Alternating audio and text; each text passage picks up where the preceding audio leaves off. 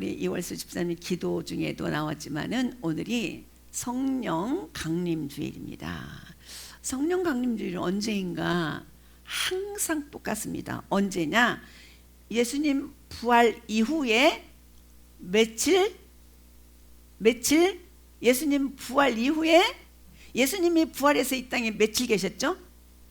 40일 계셨어요.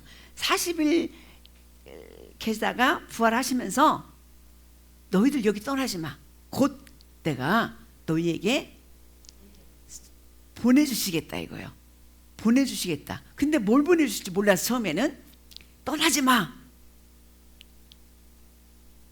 열흘 있다가 부활로 열흘 있다가 떠나지 않은 사람들에게 성령이 임했다. 할렐루야. 예수님 부활 승천하실 때는 500여 문도가 봤어요. 500여 사람이 쳐다봤어요. 예수님이 승천하는 거 봤어요. 예수님의 말씀을 듣고 기다린 사람은 몇 명? 120문도.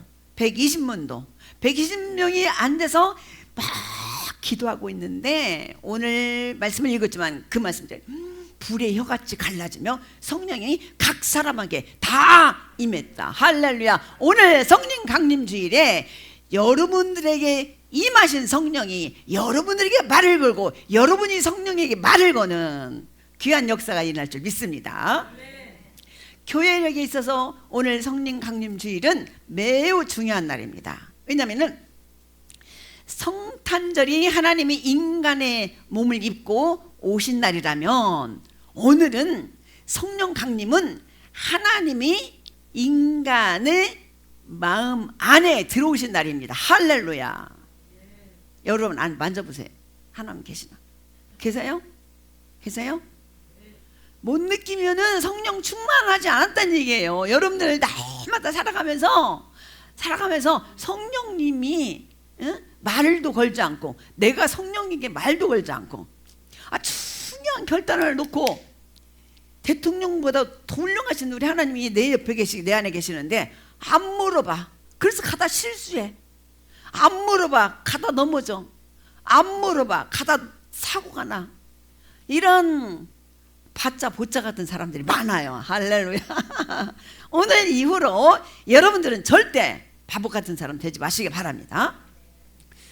이 이야기는 제가 이제 말씀 중에 안 하고 다른 날 하려고 했는데 내가 어느 유튜브를 보니까 이 쇼츠를 보니까 어떤 분이 돈에도 이름이 있습니다. 그래요? 돈에도 이름이 있대. 할렐루야. 있습니까? 네. 첫째로 돈의 이름을 하나 생각나는 이름 붙여보세요. 말해보세요. 응? 푼돈이 있습니다. 그 다음에 또 뭔 돈이 있어요? 푼돈 다음에 반대는 목돈이겠죠. 목돈이 있습니다. 그 다음에 또 뭔 돈 있어요? 꽁돈이 있습니다. 꽁돈. 그죠? 꽁돈은 절대로 돈이 저축될 수가 없습니다. 꽁돈이 생기면 오늘 꽁돈 쌌으니까 오늘 내가 밥 사지. 저도 그래서 어저께 유료 무슨 지원금 받아갖고 밥 샀습니다. 그 절대로 자기 돈 내지 않습니다. 그 다음에 푼돈은 뭐예요? 푼돈. 근데 푼돈을 우습게 생각하는 사람이 있습니다. 푼돈을 귀하고 요긴하게 쓰는 사람도 있어요. 그런데 푼돈의 기준이 여러분 어디까지가 푼돈의 기준이에요? 푼돈의 기준. 그런데 어떤 사람은 자기 월급을 푼돈이라고 생각해요. 자기 월급 100만 원이 푼돈이라고 생각해. 200만 원이 푼돈이라고 생각해요. 이 푼돈인데 푼돈을 어떻게 목돈 만들어? 푼돈은 푼돈같이 쓰게 되어 있습니다. 그러나 목돈은 어떻게 해요? 이 돈은 어디에다 꼭 써야지. 목적이 있는 돈. 목적이 있는 돈은 처음부터 어떻게 돼요? 푼돈으로 시작합니다. 할렐루야. 자, 지금 제가 여러분들에게 설교하는 말씀드리는 그런 내용은 돈이 중요하다 이렇게 말하는 것은 아닙니다. 뭐 때문에 말하는가? 돈을 또 어떤 사람은 그래요. 야, 돈돈거리지 마라. 돈이 뭐가 그렇게 중요하다고 돈 하느냐. 어느 남편이 어느 아내에게 그래요. 어느 아내가 남편에게 그럴 수도 있어요. 그런데 그 말은 돈을 우습게 하는 겁니다. 돈을 멸시하는 거예요. 돈 중요한 겁니다. 돈 귀한 것입니다. 그런데 이 귀한 돈이 독이 될 수도 있고 득이 될 수도 있습니다. 자, 이 돈에 대해서 내가 쓰는 기준이 없다고 생각할 때 오늘 성령 강림 주일에 여러분들에게 스승이 있습니다. 여러분들 안에 정말로 지혜자가 있습니다. 그분이 성령님이신데 물으시기 바랍니다. 하나님, 이게 무슨 돈입니까? 푼돈이든 목돈이든 꽁돈이든 하나님께서 쓰실 방향을 알려주실 것입니다. 할렐루야, 아멘. 네, 이것은 그냥 제가 의도치 않는 말씀을 드렸습니다. 자, 그래서 인간은 돈 때문에 두렵지 않은 것이 아니에요. 돈이 있어도 굉장히 두려운 게 인간이에요. 원래 인간은 하나님이 안 계시면은 홀로 있다면 두렵고 무서워. 혼자 있을 수가 없어요. 사람이 가장 두려워하는 것은 두려워하는 것 가운데 하나가 혼자 남겨지는 거예요. 어린 아이가 부모님의 손을 놓지 않으려고 꽉 쥐고 있다가도 놓치는 순간 어떻게 해요? 왕 울음을 터뜨리곤 합니다. 노인이 병실에서 외로움을 느끼는 것도 다 혼자 있기 때문에, 외롭기 때문에 사람들이 밤이 되면 괜히 마음이 서진해지는 이유도 결국은 같은 의미입니다. 혹시 난 혼자 남겨진 것이 아닐까? 예수님의 제자들도 그랬습니다. 예수님이 부활 승천하시고 40일 동안 같이 있다가 승천하셨어. 난 어떡하지? 이제 뭐하지? 베드로는 성질이 급했죠. 예수님이 죽었습니다. 돌아가셨어요. 무덤에 들어가셨습니다. 3일도 안 됐습니까? 공황 상태가 오니까 나는 고기를 잡으러, 그물 들고 나는 고기를 잡으러 가야겠다 하고 간 사람이 베드로예요. 응? 혼자 있을 수 없는 존재가 바로 인간이라는 거예요. 응? 예수님이 제자를 부르시고 3년 반 동안 예수님과 제자들이 예수님이 제자를 부르시고 3년 반 동안 제자들은 예수님과 함께 먹고 걷고 웃고 울고 함께 했습니다. 폭풍이 만난 배 위에서 폭풍아 잔잔하라. 예수님 제자들 깜짝 놀란 그 현장에도 있었습니다. 아니 지금 사람들은 5,000명, 남자만 5,000명이니까 뭐 3배, 여자하고 남자하고 옛날에 그 세배 세주도 안 했으니까 그러면 적어도 5,000명에다가 10,000명, 15,000명, 20,000명 정도 있는 가운데서 먹을 것을 줘야 되는데 제자들은 집에 돌아가서 먹게 합시다 그랬는데 예수님 뭐라고 하세요? 너희가 먹을 것을 주어라. 제자들 깜짝 놀랐어요. 아니 먹을 것이 어디 있습니까? 지금 시장에서 가서 사들 돈이 얼마나큼 들 텐데 어떻게 먹을 것을 줍니까? 그죠? 그러니까 어느 아이가 자기가 싸운 도시락을 내놓습니다. 예수님이 거기다 축사했어요. 다 5,000명이 먹고든 남는 광주를 본 제자들입니다. 어머니 죽은 나사로가 살아난 장면도 봤어요.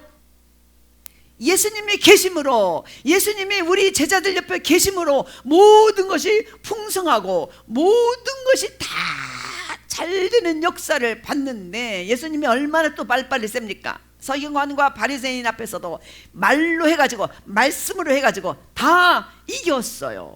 그런 예수님이 지금 돌아가셨단 말이에요. 안 계신단 말이에요. 응? 그렇게 예수님과 같이 다니면서 행복했는데 어느 날 예수님이 죽음을 예고하시지 내가 떠나간다. 내가 떠나간다. 깜짝 놀라. 어디 가지? 마음이 무너졌습니다. 아니 주님이 떠나시면 우리는 어떡합니까? 이제 우리는 누가 우리를 지켜줍니까? 우리는 무엇을 해야 합니까? 마음의 두려움이 가득했습니다. 그때 예수님께서 하신 말씀이 바로 요한복음 14장 16, 17절이에요. 우리 다시 한번 읽어봅시다. 요한복음 14장 16, 17절 말씀 시작.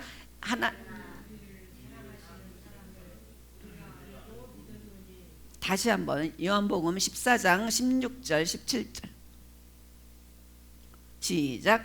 내가 아버지께 구하겠으니 그가 또 다른 보혜사를 너희에게 주사 영원히 너희와 함께 하리라. 야, 할렐루야. 잡으세요. 내가 지금 예수님이 하나님 아버지 하나님께 구하겠대요. 왜냐하면 두려워하는 제자들, 너네도 홀로 있지 않도록 내가 보내줘. 또 다른 보혜사. 자, 예수님이 보혜사 같은 역할을 했기 때문에 예수님 또 다른 보혜사를 너희에게 보내주겠으니. 17절요. 17절 시작. 그는 진리의 영이라. 세상은 능히 그를 받지 못하나니 이는 그를 보지 못하고 알지도 못함이라. 그러나 너희는 그를 아나니 그는 너희와 함께 계시며 또 너희 속에 계시겠습니다. 할렐루야. 여러분 속에 예수님이 또 다른 보혜사를 보내주시겠다 말씀하셨어요. 너희들 혼자 안 놔도 두려워하지 말란 말이에요. 여기서 또 다른 보혜사란 말, 보혜사는 곁에서 도와주고 위로해주고 붙들어주고 이렇게 하시는 분이 보혜사라고 그래요. 그래서 그동안에 예수님은 보혜사 역할을 했지만 또 다른, 나 말고 다른 보혜사를 너희에게 보내주겠다는 거예요. 그러니까 성령님은 우리 곁에서 우리를 도와주시는 분이에요. 지키시는 분이에요. 성령님이 저와 여러분에게 지혜를 주시는 분이에요. 어떤 중요한 약속이 있어가지고 결정하려고 사람을 만났어요. 내가 눈으로 볼 때는 이 사람 관상은 어떠고 이 사람 마음은 어떤가 궁금해하지 마세요. 하나님께 물으세요. 성령께 물으세요. 그 사람 만나러 갈 때 미리 기도하세요. 하나님 누구를 만나러 갑니다. 그런데 그 사람이 어떤 사람인지 모릅니다. 그 사람이 돈이 있는지, 그 사람이 사업에 능력이 있는지, 그 사람이 지혜가 있어서 우리와 사업을 같이 해도 승리할 것인지 먼저 물어보시기 바랍니다. 그러면은 예수님께서, 성령님께서 그 사람의 위험성, 내가 올라가지도 못할 그런 높은 거친 그런 산지를 평지가 만들어 주시듯이, 또 철장이 있어서 그거를 넘어가지 못할 때 철장을 부셔주시듯이 그 사람에게 가까이 나아가서 그 사람과 사업이 될 수 있도록, 사업이 될 사람인지 안 될 사람인지까지도 다 성령께서 알려주실 줄 믿습니다. 예수님은 말씀하십니다. 내가 육신으로는 떠나지만은 너희 절대로 혼자 두지 않겠다. 할렐루야. 이 말씀이 제자들에게만 하신 말씀입니까? 오늘 저와 여러분들에게 하신 말씀입니다. 여러분 혼자가 아닙니다. 할렐루야. 그리고 그 약속은 오순절에 이루어졌습니다. 예수님이 부활하시고 50일, 순이 열이란 뜻이에요. 열, 10이란 뜻이에요. 5는요, 5. 그러니까 10씩 5 하면은 오순, 50일이란 말이에요. 사도행전 2장 이전의 제자들은 용감한 사람들이 아니었어요. 그 사람들은 두려움에 갇혀 있었어요. 예수님의 고난이 시작되자 베드로는 예수님을 모른다고 3번이나 부인했어요. 제자들이 또 뿔뿔이 흩어집니다. 예수님이 중심이 되어가지고 예수님이 십자가에 못 박히기 위하여 로마 병정들에게 딱 붙들리니까 제자들은 뿔뿔이 흩어져 버렸던 것입니다. 부활하신 예수님의 소식을 들었지만 그래도 제자들은 아직 문을 잠그고 숨어 있습니다. 왜입니까? 성령이 아직 임하지 않았기 때문입니다. 사람들은 혼자서는 두려움을 이길 수가 없습니다. 의지로만은 세상을 감당할 수가 없습니다. 그러나 오순절이 되었습니다. 오순절은 예수님 승천 후 며칠이라고요? 50일. 50일째. 사도행전은 이렇게 기록합니다. 오순절 날 이미 이름에 그들이 다 같이 한 곳에 모였더니 기도하고 힘쓰고 한 곳에 다 모여서 막 전심으로 기도해야 되는데 그때였습니다. 하늘로부터 급하고 강한 바람 소리가 들렸습니다. 불의 혀처럼 갈라지는 것을 각 사람 위에 임했습니다. 그 뒤에 그리고 놀라운 일이 일어납니다. 물 위에서 떨었던 사람들은, 무서워서 떨었던 사람들은 담대해졌습니다. 숨던 사람들이 거리로 나왔습니다. 침묵했던 제자들이 복음을 외치기 시작합니다. 무엇이 그를 그렇게 바꿨습니까? 성령님입니다. 성령은 단순한 감정이 아닙니다. 성령은 하나님의 임재입니다. 할렐루야. 성령 강림은 하나님이 멀리서 계시는 분이 아니라 우리 안에 들어온 사건이고 우리 안에 들어온 분이 바로 성령님이십니까? 여러분, 성령님은 밖에 예수님이 계신 분이 아니라 여러분 안에 들어오신 분입니다. 그래서 우리가 세례받기 전에 예수님을 영접하시겠습니까? 아멘 하시잖아요. 예수님을 영접하시겠습니까? 아멘 하십시오. 예수님을 영접하시겠습니까? 예수 이름을 믿습니까? 예수 이름을 영접하시겠습니까? 아멘 하는 사람이 하나도 없어요. 다시 한번, 예수를 믿으십니까? 예수님을 영접하시겠습니까? 그러면 예수님이 여러분 안에 들어옵니다. 예수님은 깡패가 아니라 확 저쪽으로 들어가시는 분이 아니에요. 예수님을 믿습니다. 믿는 자에게 예수님을 영접해. 예수님 내 안에 들어오세요. 그때 예수님이 들어오십니다. 한 번 내 안에 들어오신 예수님은 떠나지 않습니다. 자, 예수님이 내 마음에 들어오셨어. 예수님이 내 마음에 들어오셨는데도 여전히 내 마음의 주인이 나예요. 그러면은 주인 행세를 할 수 있어요, 없어요? 예수님 주인 행세 못해요. 응? 우리 집에 손님이 오셨는데 가장 좋은 자리를 앉게 해야죠. 그죠? 손님이 오셨는데 내가 주인이니까 내가 좋은 자리를 앉고, 필요에 따라서 사람에 따라서 다르겠지만은, 그렇죠? 진짜 귀한 분이 오셨다면 내 집에 가장 좋은 자리에 앉게 하는 것이 당연한 것입니까? 아닙니까? 예수님이 내 안에 오셨어요. 살아계신 하나님이 눈에 보이는 예수님으로 이 땅에 오시더니, 눈에 보이는 예수님이 부활하고 승천하시더니, 눈에 보이지 않는 하나님으로 성령님이 오셔서 우리 안에 들어온 사건이 바로 오늘 오순절 사건이라는 사실을 믿으시기 바랍니다. 자, 예수님이 내 안에 들어오셨습니다. 성령님이. 그래서 내 안에 주인이 되어주시면은 어때요? 내가 기도하면 기도하는 대로 다 이루어주세요. 근데 내 안에 주인이 아니고 내가 여전히 주인이 되어 하나님께 기도한다면 우리의 기도를 다 들어주실 수 없어요.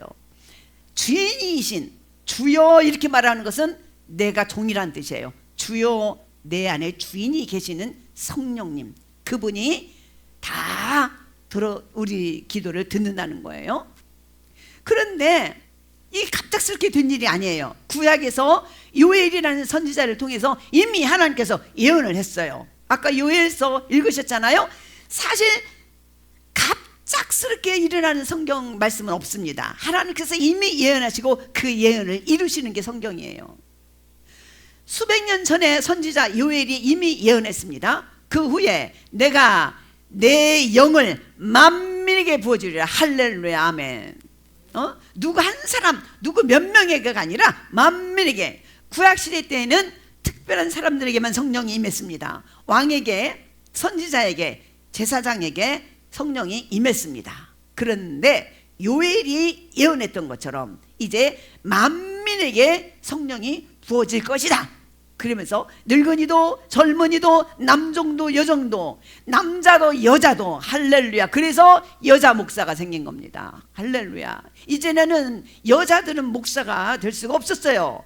그래서 성령이 임하셨는데, 성령이 일하시는데 나이 먹은 사람 안에서는 일 못 하겠습니까? 젊은이 안에서 일하시고, 남중에서 일하시고, 여중에게서 일하시고, 남자에게도 일하고 여자에게도 일합니다. 할렐루야. 배운 사람도 못 배운 사람도 하나님의 영을 받게 되면 다 안에서 성령이 일합니다. 내 몸에 장애가 좀 있다 할지라도 성령이 일하시면은, 여러분들 기도하세요. 천지를 창조하신 분이 하나님이십니다. 응? 말씀으로 인간을 창조하셨어요. 이 피부로, 내부로, 골수로, 세포로, 조직으로. 우리 인간의 혈액이 몇 킬로라고 그랬어요?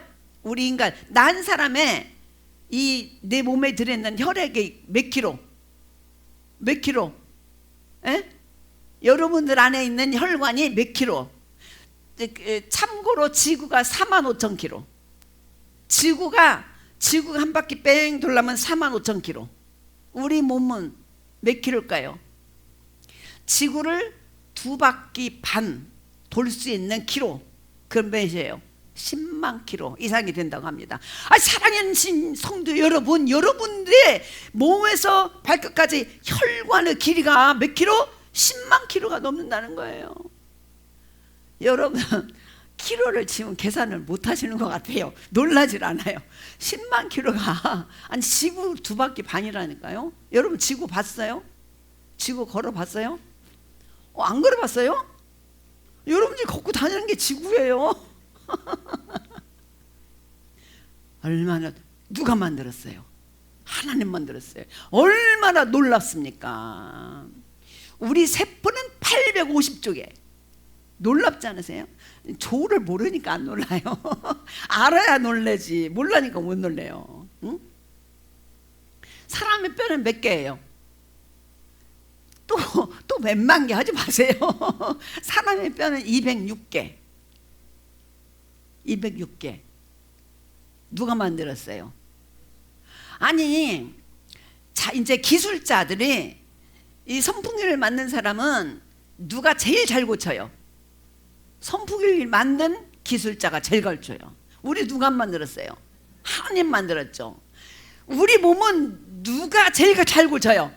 하나님이 제일 잘 고칩니다. 할렐루야. 아멘. 믿으시기 바랍니다. 오늘 성령 강림 주일에 여러분 안에 예수님이, 눈에 보였던 예수님이 눈에 보이지 않는 예수님으로, 성령님으로 영접하시고 내주하는 성령님을 경험하시기 바랍니다. 응?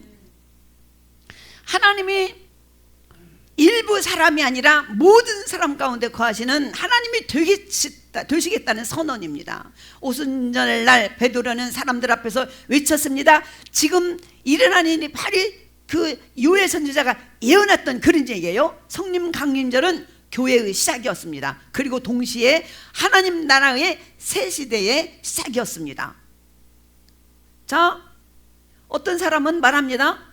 성령의 역사는 초대교회만 일어났지 않아요? 이렇게 말합니다. 아닙니다. 성령은 오늘 지금도 저와 여러분 안에서 역사하신 줄 믿습니다. 절망 가운데 있던 사람이 다시 일어설 수가 있는 게 바로 성령님이 임합니다. 성령이 임하시면 미워하던 사람이 용서가 됩니다. 기도하지 않던 사람이 눈물로 기도하게 됩니다. 세상 사랑만 하던 사람이 하나님을 갈망합니다. 이것이 성령의 역사입니다.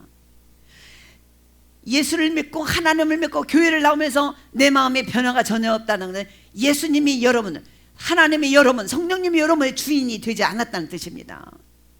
성령님은 죽은 영혼을 다시 살리십니다. 어느 시골 교회에 한 장로님이 계셨습니다. 평생 교회를 다녔지만은 날마다 항상 메말랐어요. 가슴이. 응? 늘 마음은 메말라 갖고 있었습니다. 그런데 어느 날 예배를 드렸는데 항상 예배를 드려도 기쁨이 없었어요.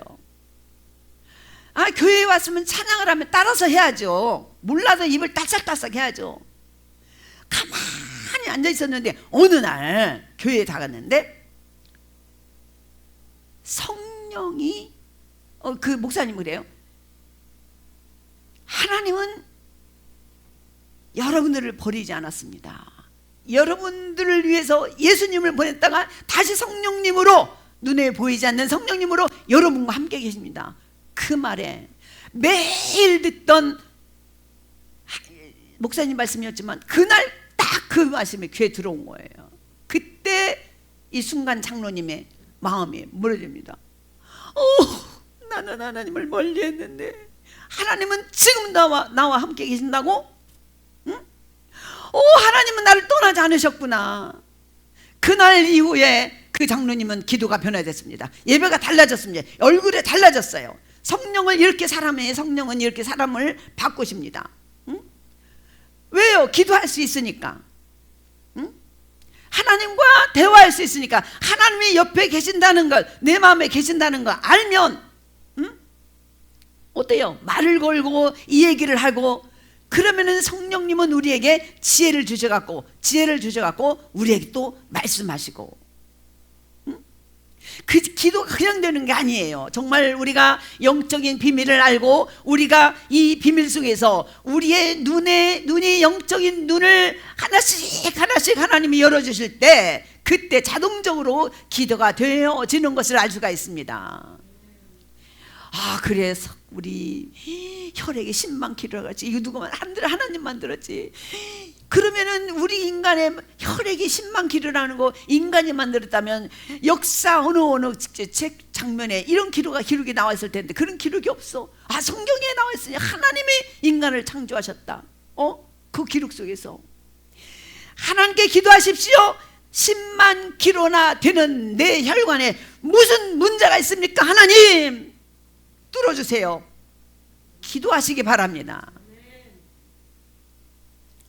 그래서 여러분들이 가장 중요한 것은 하나님을 어떻게 아느냐가 중요합니다. 하나님이 천지를 창조하셨습니다. 창세기 다 기록되어 있습니다. 그리고 예언에 의해서 예수님이 눈에 보이는 인간의 모습으로 오셨습니다. 그 예수님이 이스라엘 백성 여러분들이 죽여서 십자가에 못 박혀 부활 승천하셨습니다. 그리고 공허에 있는 저와 여러분들을 위해서 또 다른 보혜사 성령을 지금 보내주신 것입니다. 할렐루야. 그 성령님을 여러분들이 믿습니까? 받아들이시겠습니까? 영접하시겠습니까? 요한복음 1장 12절에 믿는 자, 그 예수님을 받아들이는 영접하는 자, 그들에게는 하나님의 자녀의 권세를 주셨다. 할렐루야. 여러분 어깨에 뽕이 빵 들어가도 좋습니다. 나 누구예요? 하나님의 자녀야. 하나님의 자녀야. 세상 것 돈 많은 사람들, 잘생긴 사람들, 좋은 차 타고 다니는 사람들 절대 부러워할 것이 없습니다. 할렐루야. 나는 누구야? 하나님의 사람이에요. 돈이 많고 배우고 똑똑하고 잘난 사람일수록 겸손합니다. 절대로 내가 돈이 있기 때문에 외모가 돈 있는 사람 이렇게 보이지 않습니다. 하나님만 계신다면 여러분들 걸어 다녀도 괜찮습니다. 아멘. 오늘날 교회가 가장 두려워할 것은 건물이 없는 것이 아닙니다. 사람 수가 적은 것도 아닙니다. 성령 없는 교회가 되는 것이 가장 두렵습니다. 성령 없는 교회는 하나님이 없는 교회입니다. 교회에 하나님이 없으면 어떻게 되겠습니까? 아무리 프로그램이 좋아도 성령이 없으면 메마른 조직이 됩니다. 성령의 역사하시면 살아 움직이는 교회가 됩니다. 성령이 임하시면 예배가 살아납니다. 기도가 살아납니다. 여러분 찬양이 살아납니다. 복음 전도가 살아납니다. 할렐루야. 무엇보다 사람의 마음이 살아납니다. 아멘. 사랑하는 성도 여러분, 성탄절은 하나님이 인간의 몸에 있고 이 세상에 오신 사건입니다. 그러나 성령 강림절은 하나님이 인간 안에 들어온 사건입니다. 할렐루야. 내주하신 사건이 바로 성령 사건입니다. 예수님은 십자가에 죽으시고 승천하셨습니다. 그러나 예수님은 제자들을 고아와 같이 버려두지 않으셨습니다. 할렐루야. 아멘. 저와 여러분들 고아와 같이 버려두지 않으셨습니다. 성경 말씀에 보면은 고아와 과부를 어떻게 하라고 했어요? 도와주라고 그랬어요. 고아 과부가 누굴까요? 고아가 누구예요? 고아가 누구예요? 아니 고아가 누군지 몰라. 부모가 없는 사람은 고아요. 근데 여러분들은 요한복음 1장 11절처럼 예수님을 영접하고 예수님을 믿었더니 하나님의 자녀가 됐어요. 하나님의 자녀가 아닌 사람이 지금 고아인 줄 믿습니다. 그러면 과부는 누굽니까? 과부는 누구예요? 남편이 없는 사람이 과부잖아요. 근데 여러분 예수님은 이 교회는 어때요? 신부예요. 예수님은 신랑이에요. 우리 예수님, 우리 교회 다니면서 예수가 신랑인 줄 모르는 사람들은 과부입니다. 예수가 신랑인지 모르는 사람들이 과부예요. 그래서 신랑 모르는 과부들을 데려다가 신랑을 알아라 신방을 차려도 몰라. 할렐루야. 우리 예수님이 저와 여러분의 신랑입니다. 우리 하나님이 이스라엘 백성을 자기 백성으로 신부를 삼으면서 하나님 당신이 신랑이다 이렇게 말해도 백성들이 몰랐습니다. 모르다가 구약이 끝나고 400년 동안 침묵하다가 눈에 보이는 예수님으로 이 땅에 오셨습니다. 그래도 신랑인지 몰라. 예수님이 3년 반 동안 제자들을 가르쳤습니다. 3년 반 동안 같이 있으면서도 예수님이 누군지 몰랐어요. 진짜 하나님인지 몰랐어요. 예수님이 죽고 40일 후에 50일 후에 성령이 임했습니다. 예수님이 또 떠나시고 성령이 임하시니까 아니 예수님이 3년 반 동안 제자들에게 가르쳤던 성경 말씀이 다 떠올라요. 아, 성경 말씀, 예수님이 하신 말씀이 이런 말씀이었네.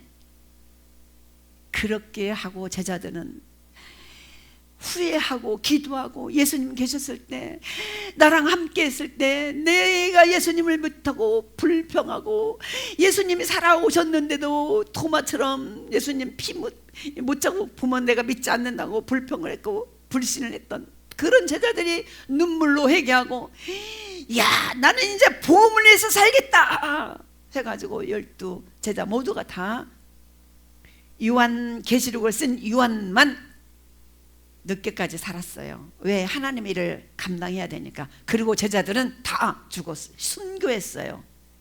창 맞아 죽고 목 맞아 죽고 돌 맞아 죽고 다 예수님의 복음을 전하다가 죽었습니다. 사랑하는 성도 여러분, 지금도 성령으로 우리와 함께 계시는 분이 바로 하나님이십니다. 우리가 눈물을 흘릴 때 나의 눈물을 닦아주시고 우리와 함께 계시고, 우리가 낙심할 때 나를 붙들어 주시고, 우리가 넘어질 때 다시 일으켜 세주시고, 그럴 때 성령님을 여러분 의식하시기 바랍니다. 그러므로 여러분 두려워하지 마십시오.